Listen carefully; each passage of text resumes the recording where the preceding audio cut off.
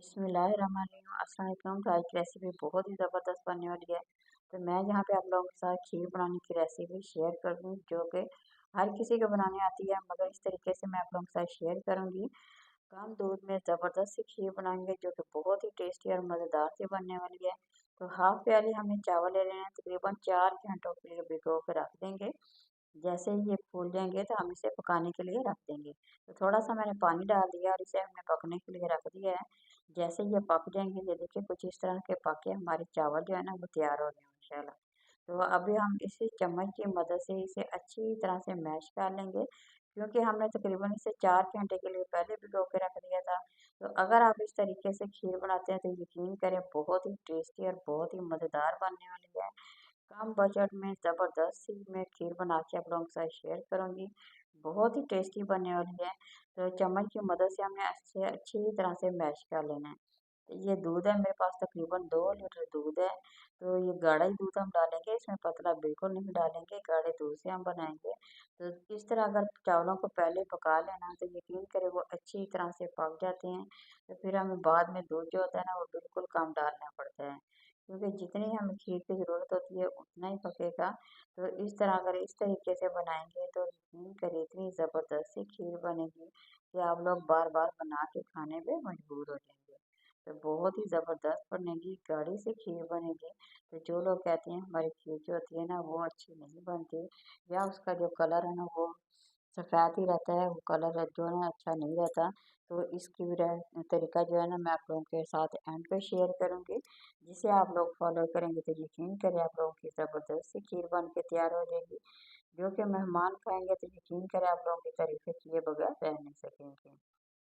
तो अभी आप लोगों ने वीडियो को छोड़ना नहीं है, क्योंकि मैं एक और चीज़ आप लोगों के साथ शेयर करूँगी, बहुत ही ज़बरदस्त है। तो यहाँ हमने सब्ज़ इलायचियाँ ले लेनी है, तकरीबन 4 से 5 सब्ज़ इलायचियों को हमने तोड़ के इसमें डाल देना है और इसे पकना के लिए तकरीबन छोड़ देना है।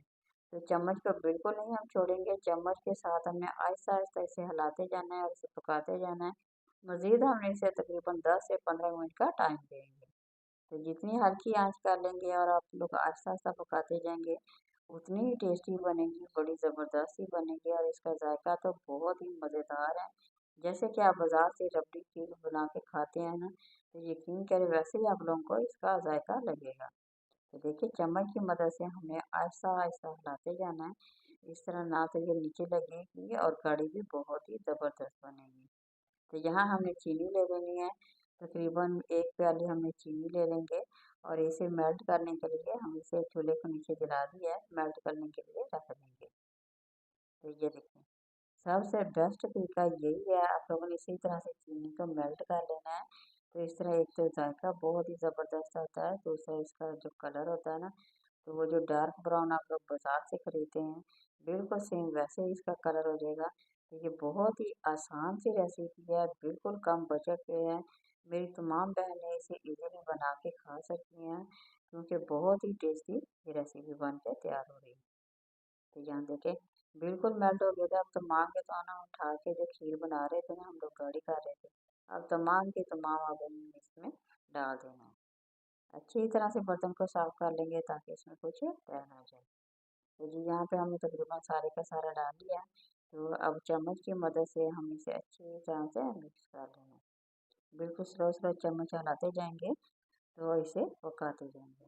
तो यहाँ हमने कुछ किशमिश डाल देनी है, बादाम डाल देने हैं। जो भी आप लोगों को अच्छा लगता है ना वो चीज़ें आप लोग इसमें डाल लीजिएगा और इसे मिक्स करके दोबारा से हम मज़ीद और 10 मिनट के लिए इसे पकाएंगे।